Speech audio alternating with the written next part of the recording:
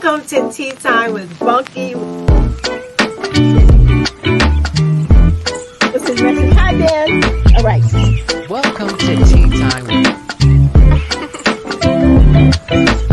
Welcome to Tea Time with Bunky.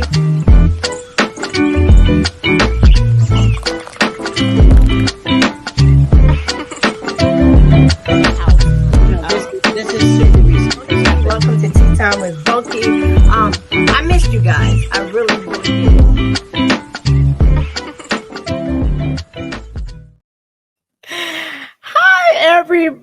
Hi, everybody. That was my new intro to my Tea Time with Bunky. I would like to thank all of my Tea Time with Bunky followers and subscribers, those that will watch this on the replay. Welcome to Tea Time with Bunky. I'm not playing any music right now, but I just want everybody to know that this Tea Time with Bunky, you can find me on Zeno FM and supported by Online Radio Box.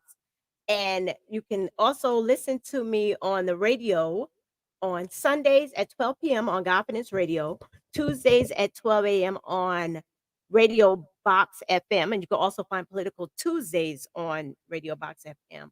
On Thursdays, Cuzzo FM, Linda Legacy Radio, Southern Soul Gold, Culture Shock Radio, WAP the Music Radio, and the Tattoo Shop Radio. You can watch live on Facebook and YouTube every Thursday at 7 p.m. Eastern Standard Time. On Tuesday, I had my first live Political Tuesday show with Bishop John Williams. We were talking about cultural Christianity. It was a great conversation. Everybody needs to know it's important to register to vote. We're coming up on election time. You got to know your local politicians, and it's not even just politicians. Every part of your life, somehow there's something political climate connected. So get out there, learn who is supposed to be talking and standing up for you. Elections are on November 4th, 5th, but there's early elections a week before that. Get out there, find out where they are. That intro, just want everybody to know that intro was gifted to me. He didn't want me to throw his name out there, but Better the Producer, have to do that. This is also a shirt, Better Producer. And my logo right here was gifted to me by Dana Williams in the beginning. I knew what I wanted. I knew what I wanted, what I was going for, but I didn't know how to put it in words. But I prayed on it, and then I got that. I knew what I wanted my visual to be. I didn't know how to put it in words. So when people tell me all the time, Funk, if you need help, just ask me, reach out. It's hard to reach out if you can't really put your vision into words. But then I found, pray about it, boom, got to make it happen. And that's what happened with both of these. So I'm appreciative. And that is that. Let me introduce my guest tonight.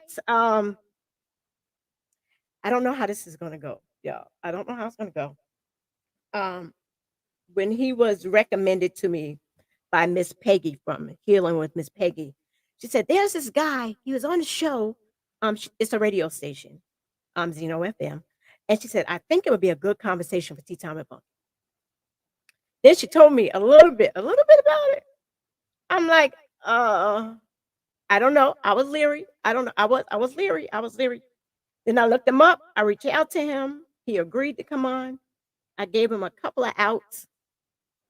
He still agreed to come on, y'all. So without further ado, because I want to dig deep into this. And I'm kind of nervous in case y'all ain't noticed. Sure, he sitting back there like, what is it? Yeah, I'm nervous, Steve. I'm nervous.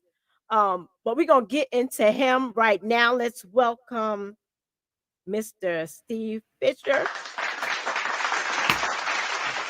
Thank you. Correctional Advisor, LLC. But we're going to get into that. I'm nervous. I'm not telling no lies. I'm nervous. So I want you to tell everybody, tell me, because a little bit about you. Tell me a little bit about you. Well, as you kindly introduced me, my name is Steve Fisher. I am the founding member of correctionaladvisors.com. And we'll get into that a little bit later because There's I'm a sure lot you have. before that. Oh Yeah, yeah. yeah. There's a lot before that. So yeah, that's me. I'm 49 years old. Live out here in Seattle, Washington. See, so for those that don't know, yeah, our show starts at 7, but Steve was here at 4 because Yes, of his time. yes. So, okay, so you're a correctional advisor. I want to know about that because I don't know what that is. But let's talk about young Steve. We're Let's gonna talk about him. let's talk about young Steve. Did you grow up in Seattle? Are you from I Washington? did. I was born and raised out here in Washington, and Okay, it's a great state. Had okay. a great upbringing, and I'm sure a lot of your viewers and listeners from around were going to be kind of surprised to hear my story. Well, I'm interested, and I'm sure I'm going to be surprised because I'm super curious. I want to know. Okay, when you were growing up, what did you see for yourself? What did you want to be? What did little Steve want to be when he was growing Well, so it's funny you asked that question. I wanted to be a law enforcement officer of all things. up? Oh, not of all things. I mean that's a great, I think. But go ahead. I think it's a great career. My Okay. grandfather was a cop with the Oakland PD, and my Okay. dad was a reserve with the sheriff, one of our county sheriff's offices out here in Washington Okay. State. And so, raising or being raised by those two male figures in my life, that's kind of the direction that I wanted to head in life, and didn't, only because I got into corporate America and kind of started working my own path that way. But yeah, that little young buck Steve, that's what he wanted to be. You wanted to be a police officer. You wanted I to be did. in law enforcement. I Okay. did. Well, when did it's not funny, it's not, but I'm like, okay, you No. wanted to be an officer. When did things wait, before why didn't you pursue that? You said you got into corporate America, but what drew you there when you were rooted in law enforcement?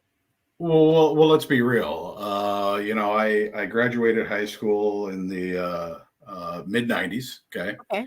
and went to a local community college directly out of high school, like all high school seniors go off to do. Right, they go Okay. off to their college, Right. and I didn't really go with a purpose. That being said, I was what I mean by that is that I was more going for my folks, or Oh, okay. what what society says I should do. Okay, I, Exactly. I I wasn't going for myself, right? Okay. I was kind of still figuring myself out, Right. and so I went 3 quarters at a community college, and my major was criminal justice, Okay. um, and just kind of got bored of it and started working, Okay. and got a job within a telecommunications company, and saw a lot of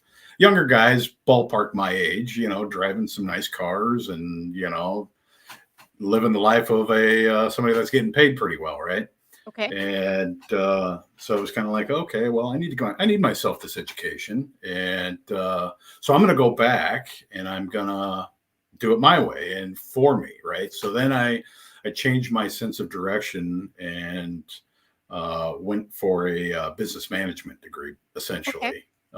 So that was kind of the turning point, was seeing a lot of what I would say peers, at least in my age bracket, Mm. what they were doing in life and what they were getting out of life versus where I was at in life, Okay. and where I was going.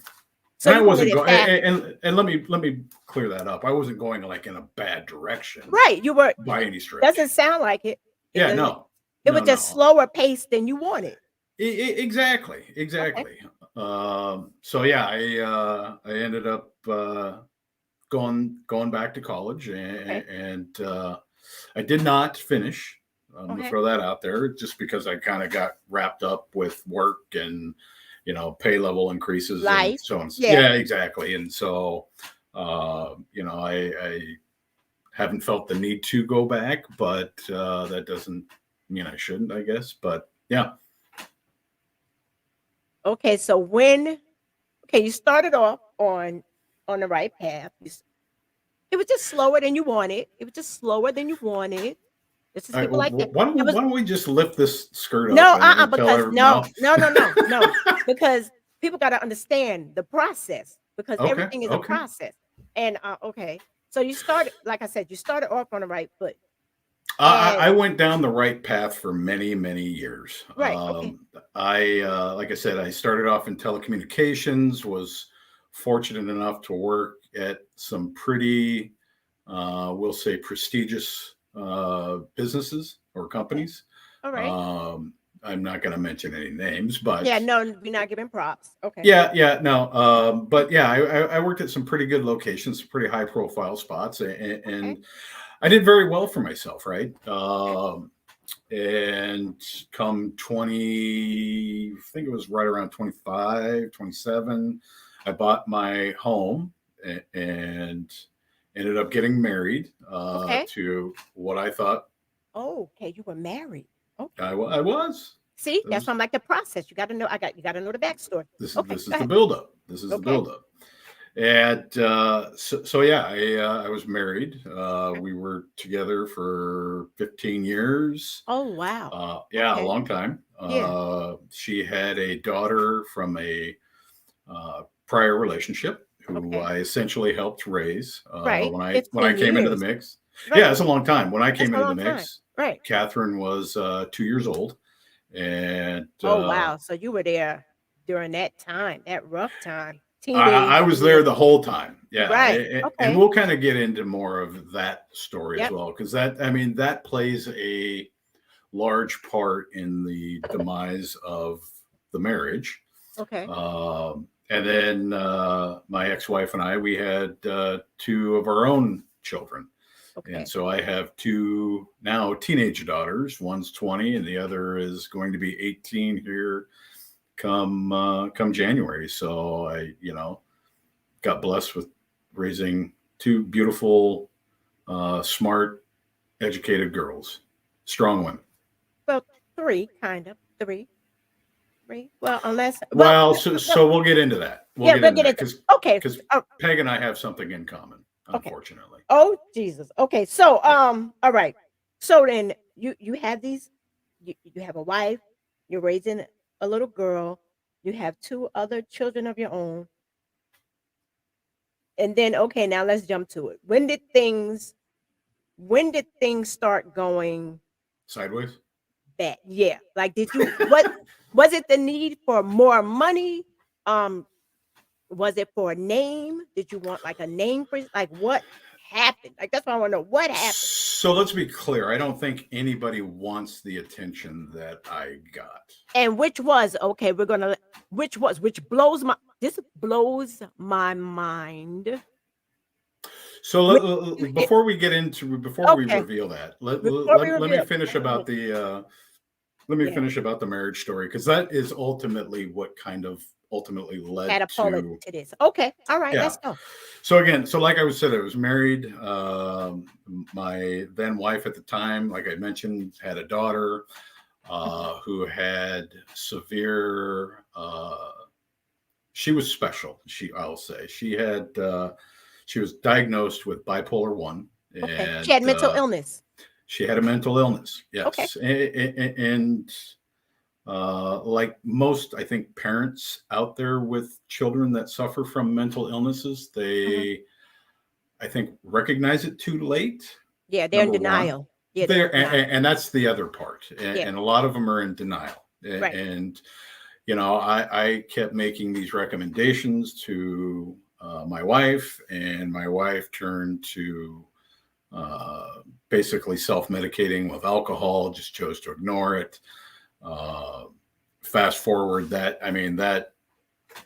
totally destroyed the marriage. Now I they mean, didn't they there didn't was pick it up in school. Like, she's in school, they see the behaviors. They never.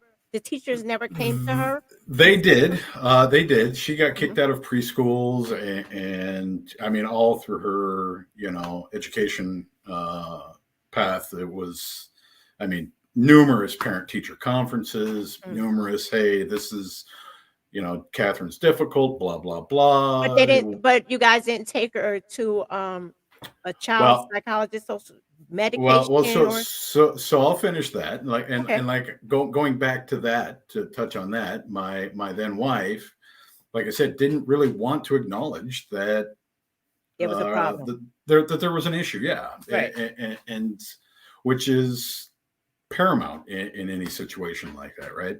right. And so fast forward through the divorce.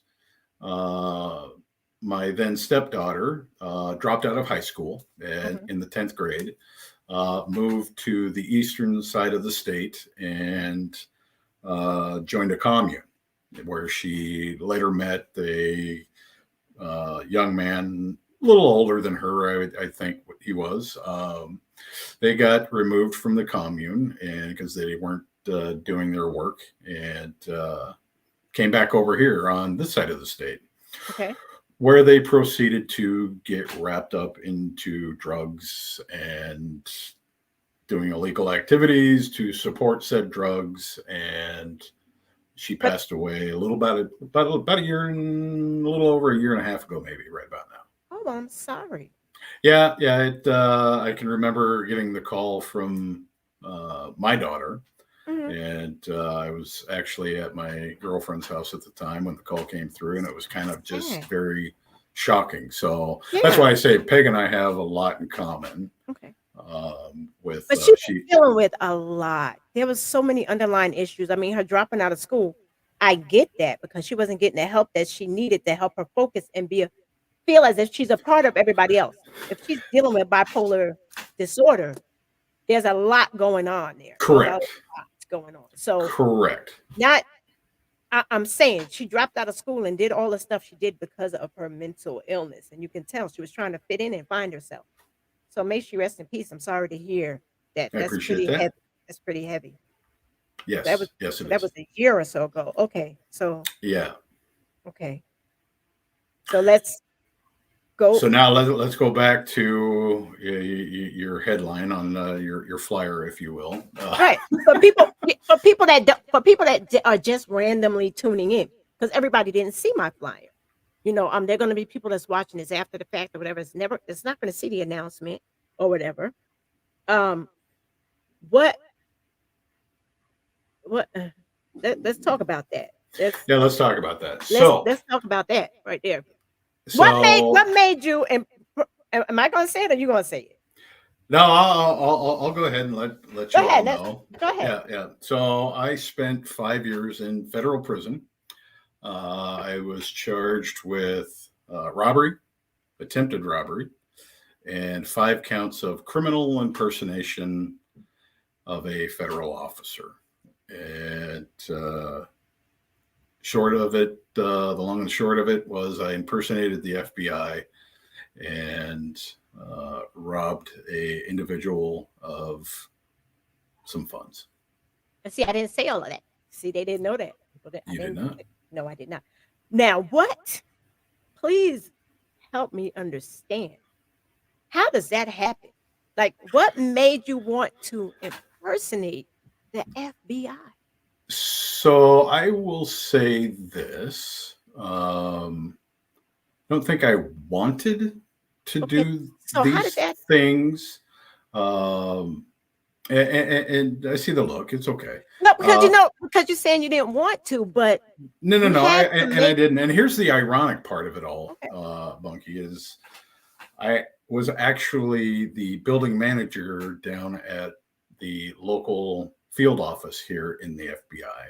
So I, keyword, used to have a top secret security clearance. okay, okay. Um, But you had a security clearance. I just want you to make it make sense for me to go from that to actually having a warrant, the credentials, like how because you had to have thought about that. You had to have thought about that. Let's go back a little bit. So I'm in Okay. the midst of my divorce. Okay. My ex-wife, it was a very tumultuous divorce. Okay. Um, I mean, I spent over $100,000 on my divorce. We were fighting for custody of my children. Okay.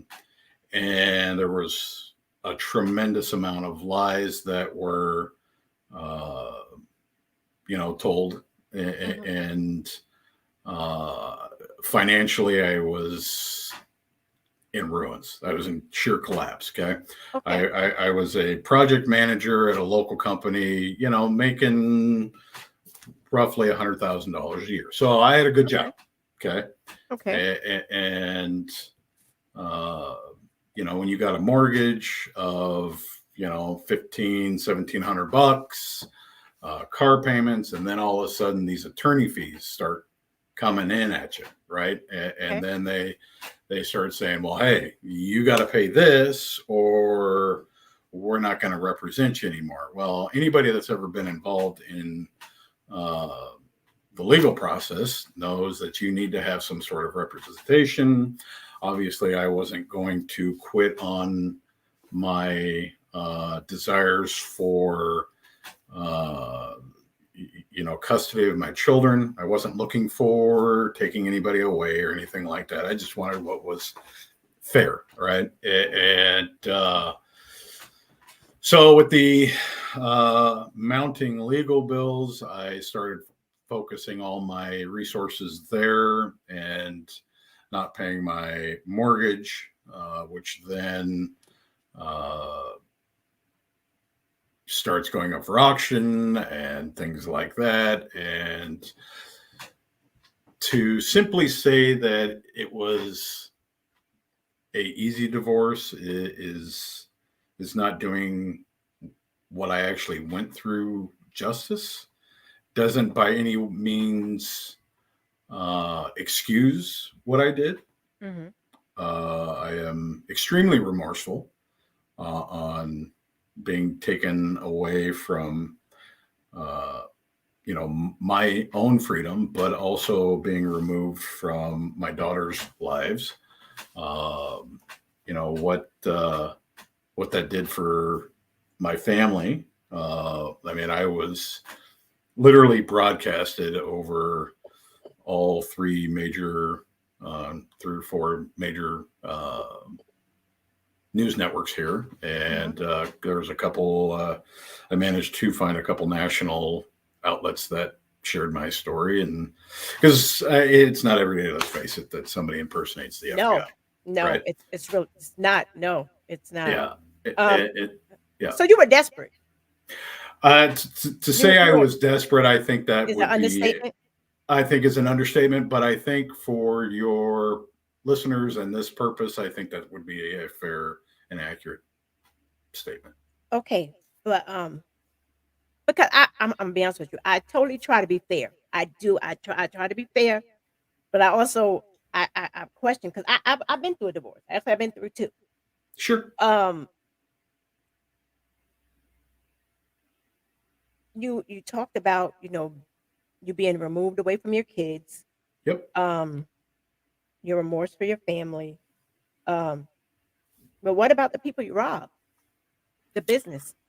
What about them? That is a very good question, and Mm. yeah, I mean, um, so let's get back to one of your questions. Why an Okay. FBI? Why an FBI agent? Why? And I mean, like you didn't go small. You went big. no, you're right. You're right, You went big. and you're absolutely right. So back when I was kind of in that mind frame, right? Right. I was like, okay, what are my options here?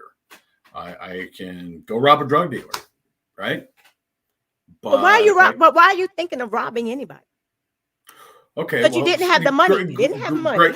great question. Yes. Right. So yes, I was thinking, okay, my house is being auctioned. Okay. What are my options here? That's material.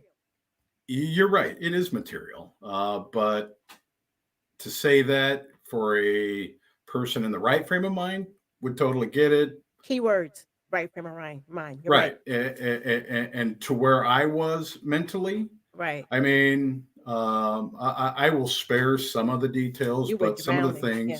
some of the things that my wife accused me of, I I don't. can imagine. I can imagine.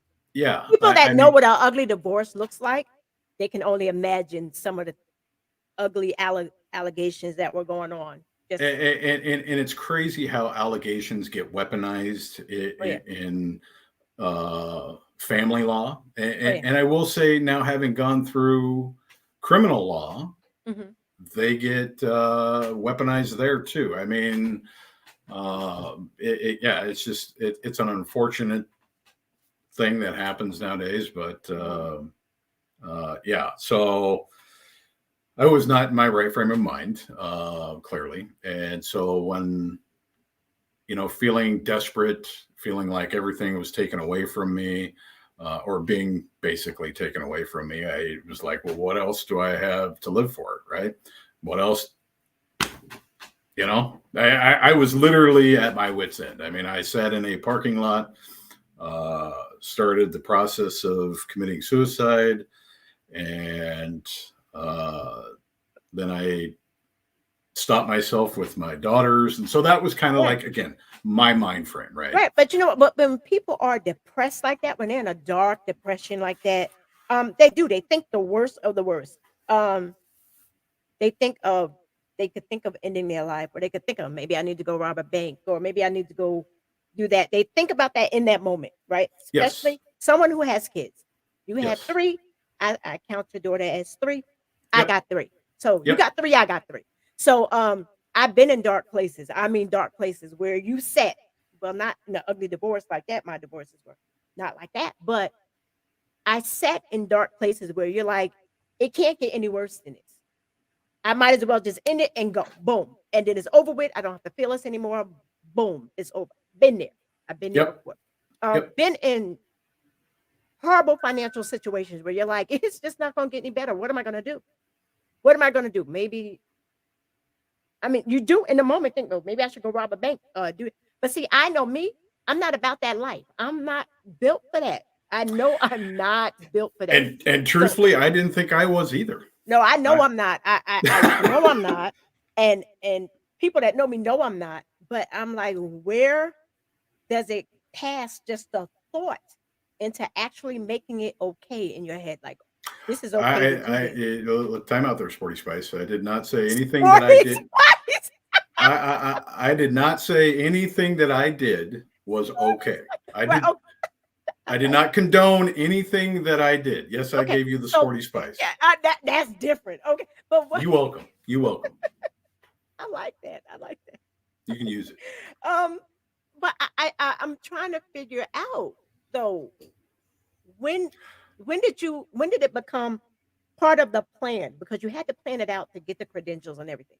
When did If you it want, become like okay, so let's talk about the crime. So okay, if you want to know the honest to Lord's truth on yeah, the whole thing, it was yeah, planned out in about a week and a half. It was not some big that's long drawn. it. That's it. So you just reacted. You didn't think you just reacted. It was It was a reaction. 100% total reaction, Okay. All right. and um, yeah, it wasn't this big elaborate scheme. I mean, yes, there were aspects of it that might seem elaborate. It does. Uh, Sounds like a movie for anybody that's read my story, I used the name Jack Ryan from the movie. from the movie. Yep. I also, when I presented the gentleman with the fake search warrant, it was signed Frank Abagnale. And for anybody listening to that, might ring a bell when I say "Catch Me If You Can." Yeah, catch me with Leonardo DiCaprio. Leonardo DiCaprio. He played the character of Frank Abagnale, who impersonated many different folks. Yeah. So that's what kind of got my story, I think, probably more attention Yeah. than most, Yeah. was the fact that obviously I impersonated a federal officer, and two, added some The Hollywood movie, yeah, to it. had the movie with it, yeah. Yeah, yeah.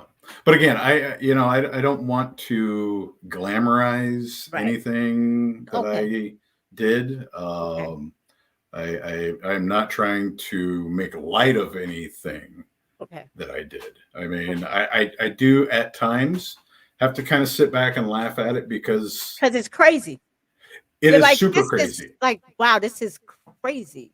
Yeah, Yeah, and truthfully, anybody that knows me uh-huh. knows so that that is like so Far not from even who you on my are. radar. Yeah, I mean, Okay, I'm not that guy, right? you're not. I Okay, so to kind of get back to the federal agent thing okay. and what my options were, I was like, okay, well, I can go rob a drug dealer. Well, chances are they're going to have a gun, something like that. Absolutely, right. I am not trying to die. I am not trying to hurt anybody. Not about that life. Okay, No, I am not about that life, right? okay. And so uh, I thought, okay, well, how can I do something along these lines without hurting anybody? And uh, so that's how the whole FBI thing came. You know, Okay. who's going to shoot a federal agent? Nobody. Nobody. Nobody. And uh, the to answer your earlier question, what about the guy that I robbed? I feel horrible for him too. Yes, I do. He didn't deserve what happened to him on August 18th, or was it 18th of 2018, when I walked in to his store and did what I did. Mhm. Uh, I will say I did not physically lay a hand on the gentleman. I did not present a weapon. I did not. I spoke to him like I'm talking to you right now. I essentially conned him. Right. Let's put it that way. But uh, he had told the law enforcement media that I presented a weapon. Well, this man I was traumatized. This This man man was was traumatized. traumatized. This man was Trauma. traumatized. Yeah, Weapon or no weapon is and I traumatizing. truly yes, and I'm truly remorseful for his experience because Okay. again, he's just trying to go about his business. Right, right. Now now when everything started crashing down after you did that, law enforcement, they came for you. What was going through your mind? Well, when I was first arrested, it was Did you think you were gonna get arrested, or did you think you were gonna get away with it? You didn't think that part through. It's no, I think like most criminals, I think that most criminals think they're going to get away with it, and that's why they end up doing it, and that's why they end up repeating things. Okay, um, because they get that arrogance or that false sense of security. And again, I think that's, I mean, it's like a kid. We'll take a kid taking a cookie out of the cookie jar. He criminal goes and get minded. I call that criminal minded. They're criminal minded. however you want to call it. That's Okay. yeah. But so let's take a child, That grabbing a rush. grabbing a cookie out of the cookie jar. They Right. get away with it. Well, okay, mom didn't notice, dad didn't notice, so let me go ahead and grab two. So it's kind of yes, it's just uh, It's a I did rush. It's it a it it was. I will say it was a rush. mhm. Okay. Yes. So when they came and got you, did you think like it wasn't worth it? Because either way, now you're really being taken away from your girls. It really did not. Um, it really did not hit me, the severity of it, probably until I would say towards the end of the first week. I mean, I knew when obviously I got put in the holding tank and I was being processed. It was like, oh boy, I really upped, right? Uh-huh. And uh, what in the hell did I do? Right. And yeah, and then about a week into it, being confined in the holding tank, that's when things really started like Heavy. feeling heavy, if you Right. will. Uh-huh. I started off in the state custody and Yeah, about that was and in federal. about. I'm sorry. No, I'm saying to myself, yeah, that was federal. You wasn't gonna stay in the state. Yeah, yeah, no. So I about a month, 2 months into my incarceration in the county jail, the feds came and got me, and of course, they all knew who I was Right, because of why course. I was down there at their building.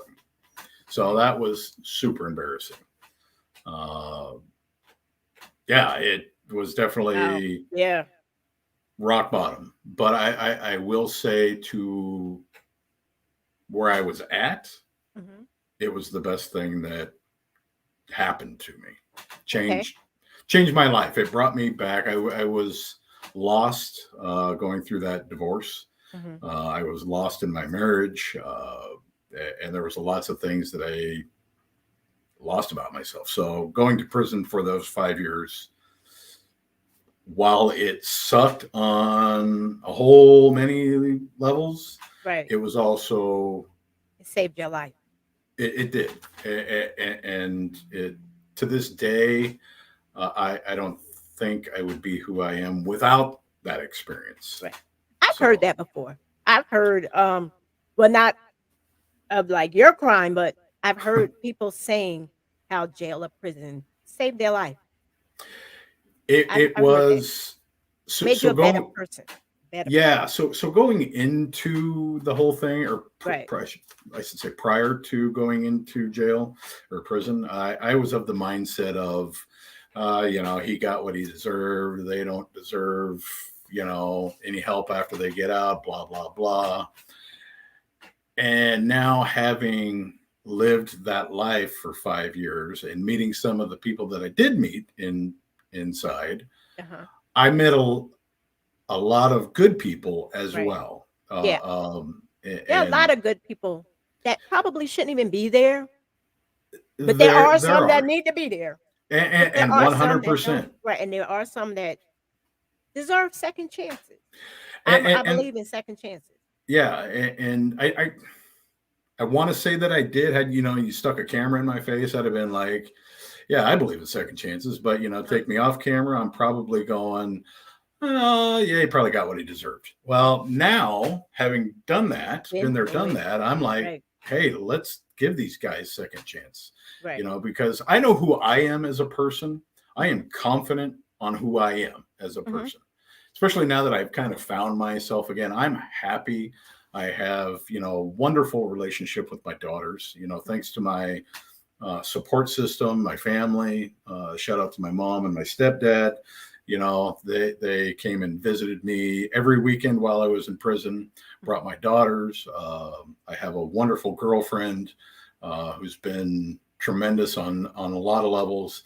Uh, so yeah, I feel good to where I'm at now, and Okay. that's really a large part to why I started correctional advisors. And I know you have more questions, so we can talk about No, that no, no, later. no. But no, no, we're gonna get into that. No, we're gonna get because like for me, like you're answering a lot of my questions. Like my hard questions were in the beginning because I just wanted to know why. I wanted to know why, how to come about. All the questions that I like really asked you. Like I really, those were the hard things. But I really want to Right. know about the correction. And when did this started? When you got out, or did the process of it start while you were incarcerated? Like where did it come from? So the idea came from I was in one of the units in prison, yes, Okay. and there was some scuttlebutt about this idea about well, I'm going to become a prison advisor when I get out, and they kind of talked about it, what that looked like. Uh-huh. And it was kind of like, yeah, I don't think really anybody's gonna. I don't think a need for that. Um, I had a lot of prison officials, the staff, inmates.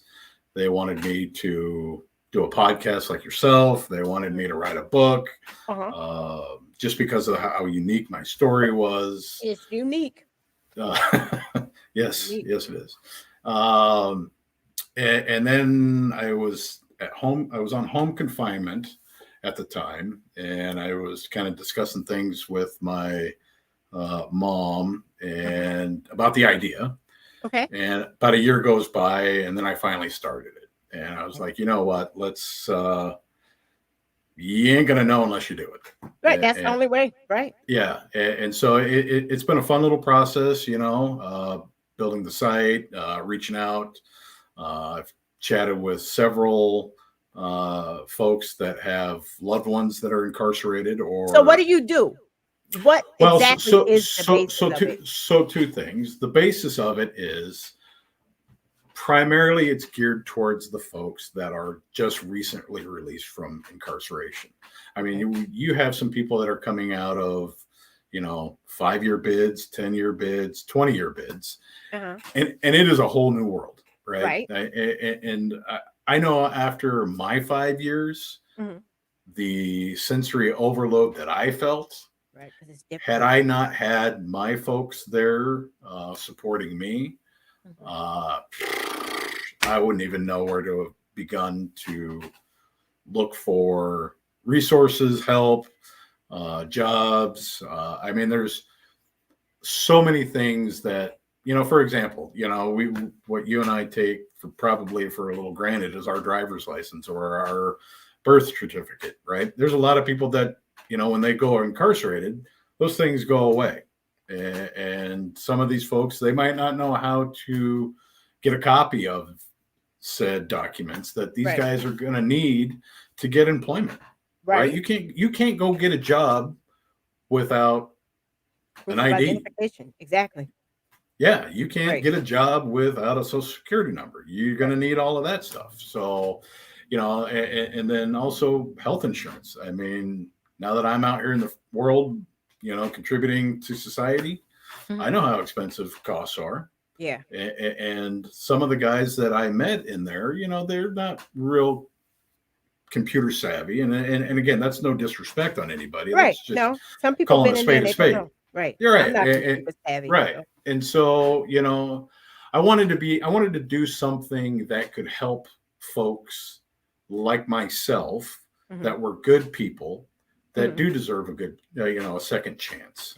There's a lot of people that don't know that there's second chance companies out there that look for folks like myself. It has been a difficult road to say Mhm. the least. Depending on what your crime is, you might not be able to find housing. Uh-huh. I can tell you right now, I am gainfully employed and make a decent enough salary to where I was able to buy a condo recently. But You're prior to blessed. that, Yep, you're I blessed. very much so. Yeah. And trust me, I know that I am so much luckier than some of these other guys, and I do not take that for granted. Trust me. I was living in my car for a couple of weeks Mhm. because I couldn't find a place to live. I mean, I thought to myself, okay, and I'm gonna pull this. I'm a pretty white boy, Right. right? I got the look. I mean, you walking down the street and you look at me, you're not gonna think You would I'm a never think that. never, You would never. never, no. No, you wouldn't. Uh, so I kind of didn't think that it was going to impact me. I thought I'd be able to find a place to live, and no, I So couldn't. correctional advisors, so what you So do is you link people to services that help them get reacclimated into society. essentially, yes, Okay. yes. We also help folks put together professional looking resumes. I mean, let's be real. If you're trying to get a good job, you're going to need a professional looking resume. A lot of people don't know how to Right. format a resume properly. That's a We fact. can provide interview techniques, helping folks navigate different. Sorry, I'm reading some of your comments. They're Yeah, coming no, across. see, that's why I do them quick because I don't read them because Yeah, I'm trying. I like to stay engaged. So Yeah, yeah, you me have my too. attention. So yeah, we help folks again gain interview techniques, Mhm. put together resumes, I mean, anything that these guys are going to need to basically get back on life again, or going on life. Having gone through what I gone through, my biggest recommendation for anybody coming out of the incarceration world is therapy. I Yeah. mean, But you need insurance for therapy. but you So need they got to insurance for need therapy. insurance for Yes. therapy. Yeah. Yeah. And housing. Like, are you connected with? Are you a non for profit? So I am a for-profit company. Okay. And so, yes, we do charge a fee. I don't think it's a outrageous fee. I mean, obviously uh,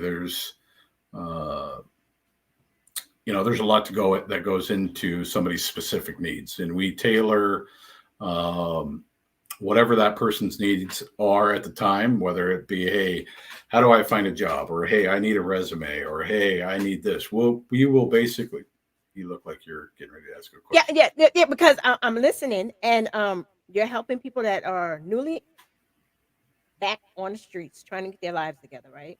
Yep. They're just trying to get themselves together. That's why I asked if it was a non for profit, because they don't have housing, probably some of them. They don't have a job. So how are they gonna what is not considered a lot when you have nothing? Like they try like what And are that there is a grants or that is a fair question, and I have tried to get federal grants and local grants. However, due to my record, yeah, I was gonna say that might be a little rough. it might be a So little bit. how much do you charge? I mean, like I can ask it. We're talking about your business. How much You can. with somebody? How much do you charge somebody that's newly incarcerated, that's been there for years, coming into a whole new world because things are different. Cell phones, cars, the way you know, Everything. the price of rent, everything is different. So Everything. what do you charge someone like So I do a flat rate of $100, and that? Okay. I know that might sound like a lot, but No, well, I mean in today's world, $100 is the kind of the new 20. Uh, um, it's still 100 to me. Let me tell you. no, and boy, now that I bought my place, I'm counting every last Every 100 penny. pennies I got. Yeah. Yes. Yeah. So I do recognize your point that somebody getting out might not have that, Right. and um, You do a payment I plan? I'm sorry. A payment plan? Like, We have discussed that with some folks. I okay. know that there's been other folks that have had family members that have helped out as well. Mhm. Again, I realize this isn't going to help everybody, right? Not everybody's going to be able to take advantage of, our services, right? Mhm. And I wish that I could make this kind of a non-for-profit, if you will, where I was receiving grants and could do this. Um, but having again been where I've been, you'd Mhm. be amazed at how many people actually make money in prison. Well, no, I heard. I watched. Look, I'm gonna Yeah, say I watched TV. That yeah. would have been crazy. Yeah. So, okay. So what if somebody comes to you, right? Mhm. They really need your help. They don't have $100. They don't have a way of getting $100. Do you I have helped people out help? already. Okay. All Yeah. right. I was just wondering, like, how do you instantly come out and start the business and instantly boom start charging, or did you start off by helping No, people? so to answer your question, I mean it happens so fast. I mean, I opened up a Facebook account, Mhm. correctional advisors. I'll give myself a shameless plug there, No, but not shameless. Not shameless. but it started taking off, right? Uh-huh. And I was paying for all the advertising out of my own pocket. Right. Obviously there's startup expenses, website building and time and all of that stuff. But I'm gonna put your stuff up. So just so you don't think I'm not paying attention, I am. I'm looking up your Facebook so I can type it up for you. I believe you. You're good. Okay. All right. So I mean, I was laying in bed there with my girlfriend, and we're watching these numbers, these followers and likes and whatnot, just basically jump, 100, every day. It was just like it was getting all this attention, and then, Miss Peg and Healing with Autumn's Way got in touch with me. Uh, and it's so things really started spiraling. And during that time, I had several times where somebody would reach out and say, "Hey, uh, I need help with this, or I need help with that." The other thing that I failed to mention, I've had family members reach out to me and ask me to help find where their loved ones might be transitioned to. Because when you're incarcerated, you're not, and you get moved, Uh-huh. you're out of contact with your family for a few days. Yeah, So, you are. yeah. And so a lot of family members don't know how to locate their loved ones. Right. And so, it's a really kind of all inclusive, Yeah, I it's a guess. mess. It is. It's a big mess. Yeah. It's a mess. Yeah. All right. Okay. But I think I think it's definitely something that's needed within our society. I've got on my site, the opportunities if parents are suspecting that their kids might be going down a wrong path. Mhm. I'll So what? be happy. I'll be happy to come talk to your child and let them know if they keep on going down a certain path, what they really have coming for them. As far Right. as what's prison really like? I mean, let's Right. be real. I mean, a lot of people. That's one of the major questions I get asked a lot. What was prison like? Right. Did you see this? Did you see that? But It's is not. federal prison like state prison? I Because would. federal is when you get your years, from what I understand, you're serving all of those years. You are serving Versus all of those versus years. state where you'll serve a certain amount, then you can put on parole, probation. One of those. I don't know which one. Yeah, it's parole So with which state, and probation is federal. right. So that's why I'm like, which one is I mean, jail is jail to me. County, state, federal, whatever. I'm not trying to rock with any of them. But what I'm No, saying is no, no, you don't have to tell me twice. I'm not doing good. it. Why? Because your crime is so unique, Yep. very unique. I don't understand how a child could relate to that. I could see them relating more to the horror stories of like drug dealing and um other horrible stuff like that. Versus this is this is yours isn't like a blue collar crime, right? Is that considered a white collar crime? I mean, like, because you had a badge and paperwork. You did it with paperwork, so I had a fake badge. yeah, it wasn't real. That's a No, process. Yeah, it FBI was a agent. fake badge and a fake warrant. But Yeah, I think blows my mind. I think my crime is obviously, to say it's unique is not It really. I don't. it's you. It blows my mind still when I'm like, he really did that. Like, you I really did. I did. It took me about a half an hour to walk into the place and play the part, but to kind of talk myself into it. But did. yeah, it happened. Yeah, no, yeah, it happened. Well, I'm glad you got something out of it. You learned a lesson. Um, you learned a lesson, right? Oh, Okay. that's an understatement. Yeah. What would you tell someone who's going through a dark divorce and you're on the verge of bankruptcy? Because to me, I'm like, it's not that serious. I'm a file for bankruptcy and that's it. Um, you were fighting, you said, for your children. I get that because I will fight hard for mine. So But so it's I don't want to pigeonhole your question on what would I tell somebody going through a divorce. no, I I mean would, like through a dark time, not even a divorce, but yeah, you went through just a dark time period. yeah. For me, my downfall was my pride. I Oh and yeah. I think a lot of people, especially as a male, A male. Yep. uh, we kind of are. It's in our DNA not to ask for help. It's not, or to to think that we're weak or anything like that.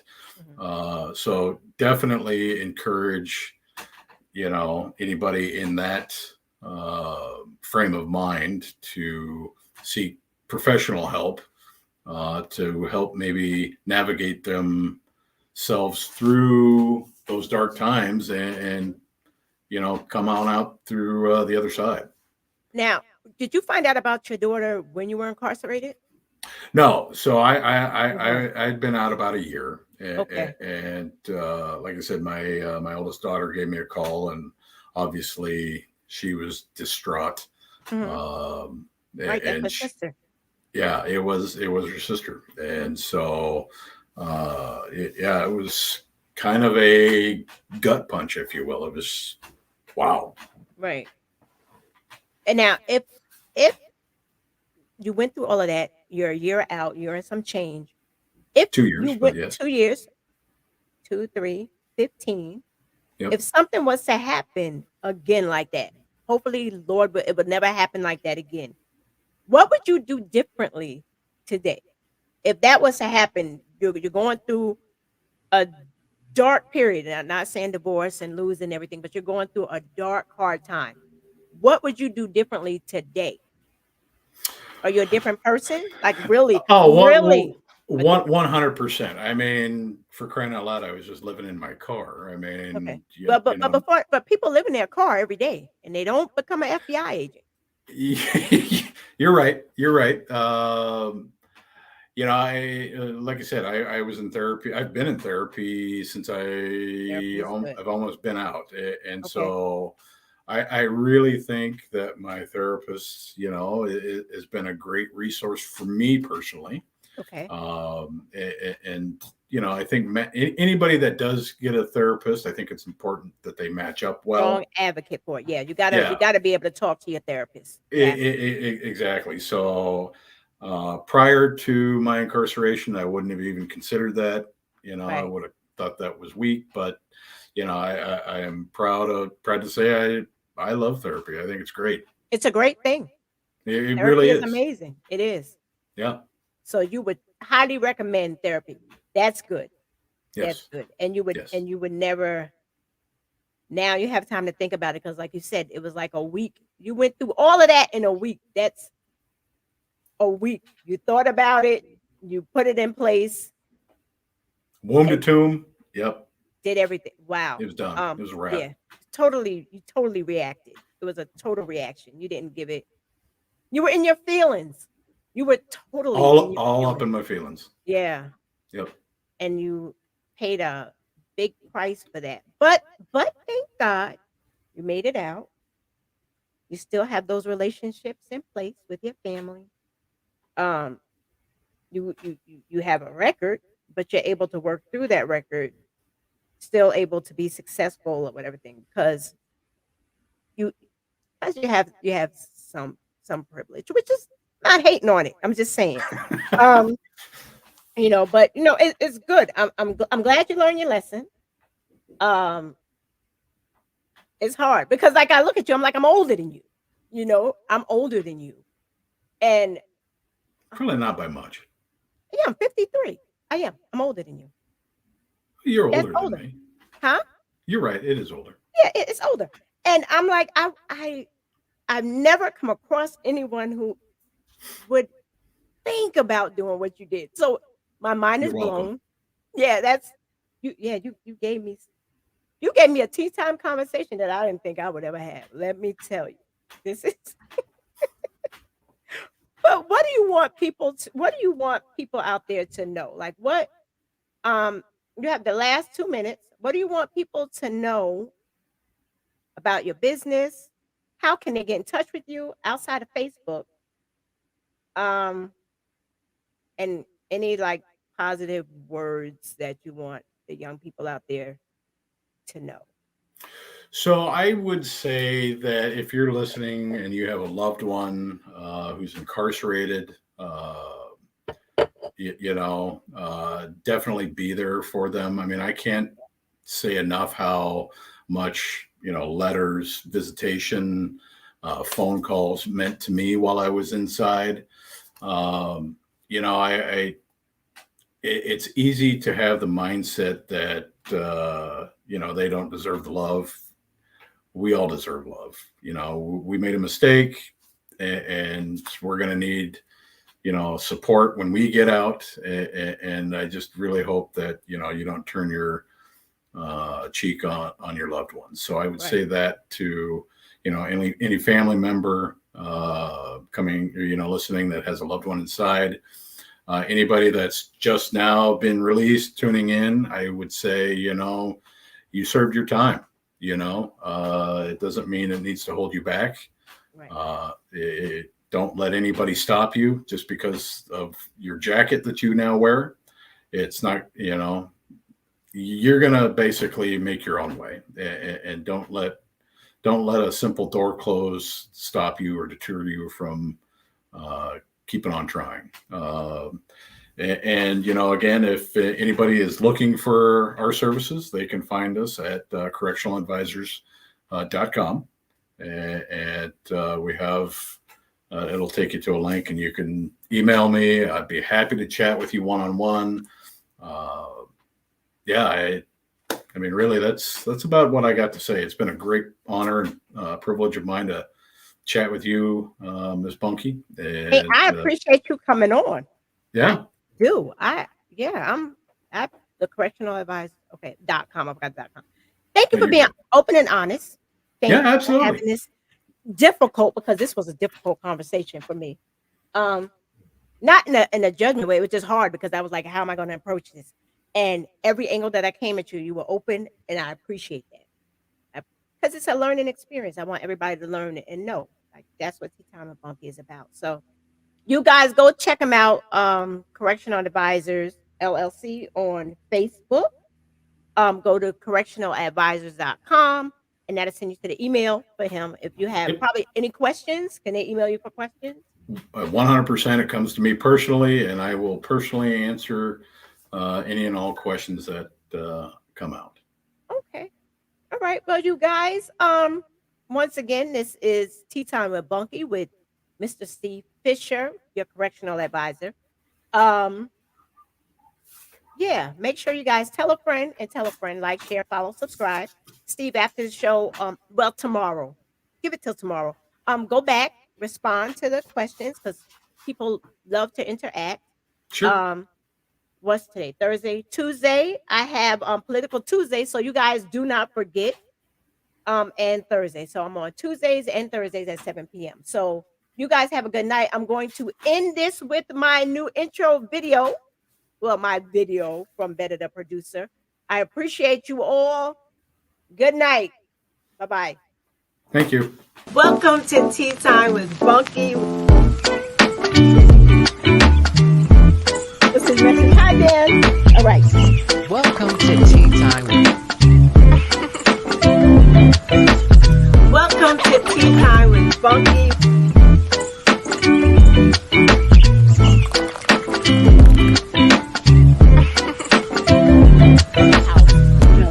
This is super recent. Welcome to Tea Time with Bunky. I missed you guys. I really, really did.